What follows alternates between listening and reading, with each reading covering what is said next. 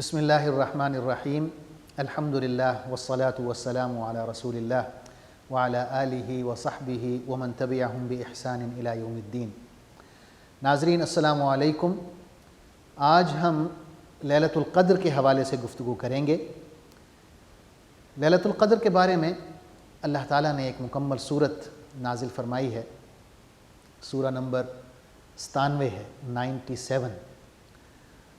ارشاد باری تعالیٰ ہے، بسم اللہ الرحمن الرحیم، انا انزلناہ فی لیلۃ القدر وما ادراک ما لیلۃ القدر لیلۃ القدر خیر من الف شہر تنزل الملائکۃ والروح فیہا باذن ربہم من کل امر سلام ہی حتی مطلع الفجر۔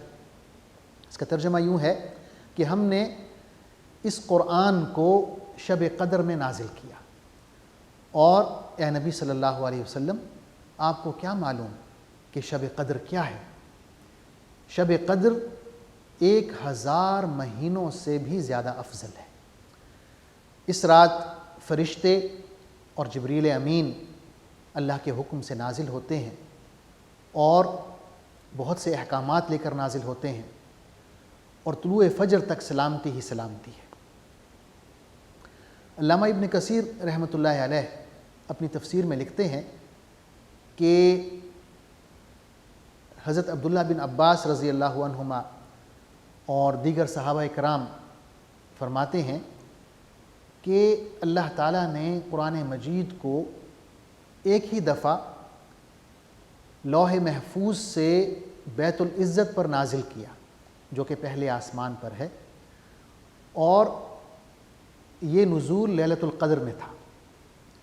اس کے بعد تھوڑا تھوڑا کر کے موقع مناسبت سے 23 سال کے عرصے میں قرآن مجید نازل ہوتا رہا۔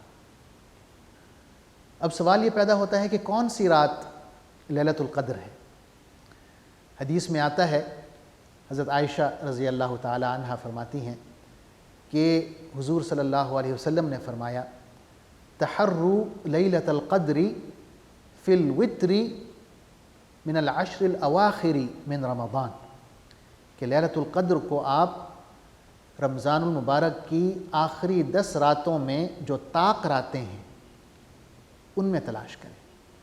وہ 21 بھی ہو سکتی ہے، 23 بھی ہو سکتی ہے، 25 بھی ہو سکتی ہے، 27 بھی ہو سکتی ہے، اور 29 بھی ہو سکتی ہے۔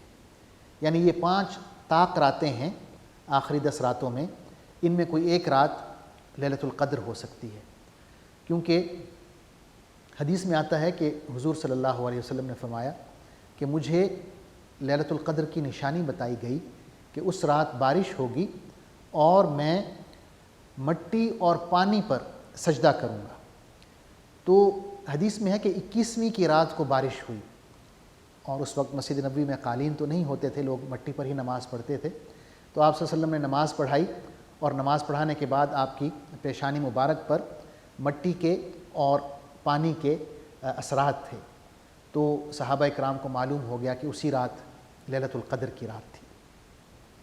اسی طرح یہ بھی ہمیں معلوم ہونا چاہیے کہ اگر ہم میں سے کسی خوش نصیب کو یہ رات نصیب ہوتی ہے تو ہمیں کیا کہنا چاہیے، کیا دعا مانگنی چاہیے؟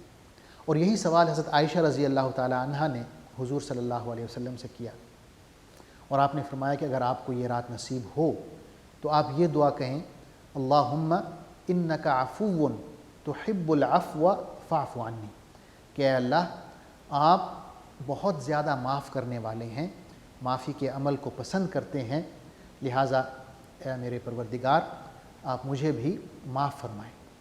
اسی طرح لیلۃ القدر کی علامات کے حوالے سے حضور صلی اللہ علیہ وسلم نے فرمایا ہے، انہا لیلۃ طلقۃ لا حارۃ ولا باردۃ تصبح الشمس یومها حمراء ضعیفہ، کہ یہ رات ایک خوشگوار رات ہوتی ہے، یہ نہ گرم ہوتی ہے نہ سرد ہوتی ہے، اور اگلے دن جب سورج طلوع ہوتا ہے تو وہ کمزور ہوتا ہے اور اس میں تیز شعاعیں نہیں ہوتی۔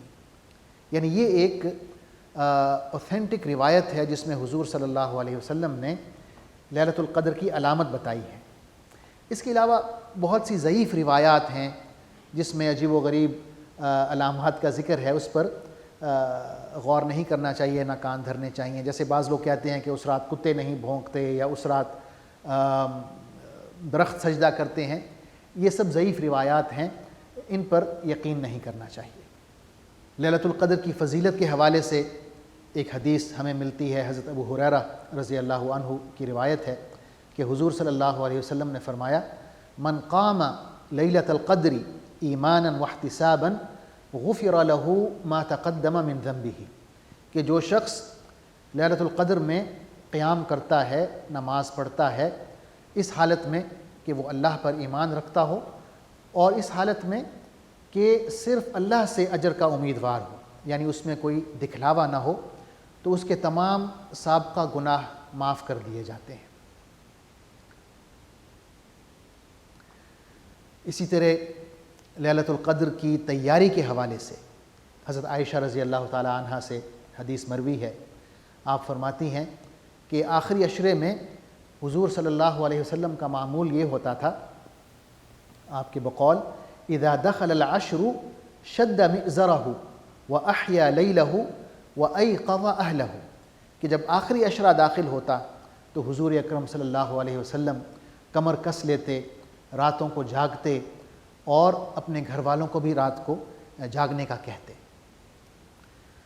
اسی طرح ایک اور روایت حضرت عائشہ رضی اللہ تعالی عنہ سے مروی ہے، جس میں آپ فرماتی ہیں: کان رسول اللہ صلی اللہ علیہ وسلم یجتہد فی العشر الاواخر ما لا یجتہد فی غیرہا، کہ حضور صلی اللہ علیہ وسلم آخری عشرے میں جتنی محنت کرتے عبادات میں، وہ کسی اور عشرے میں نہیں کرتے تھے. تو یہ آخری عشرہ جو ہے، اسی میں ہمیں لیلۃ القدر تلاش کرنی ہے، اسی میں اعتکاف ہوتا ہے. اور اعتکاف کے مقاصد میں ایک مقصد یہ بھی ہے کہ آپ لیلۃ القدر تلاش کریں.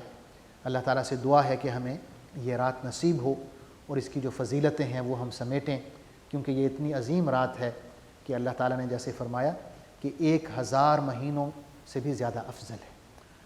اللہ تعالیٰ سے دعا ہے کہ ہمیں یہ رات نصیب فرمائے. آمین. وآخر دعوانا ان الحمد للہ رب العالمین. والسلام علیکم ورحمۃ اللہ وبرکاتہ. اللہم صلی علی سیدنا محمد وعلی آلہ وصحبہ وسلم. اللہم صلی علی سیدنا محمد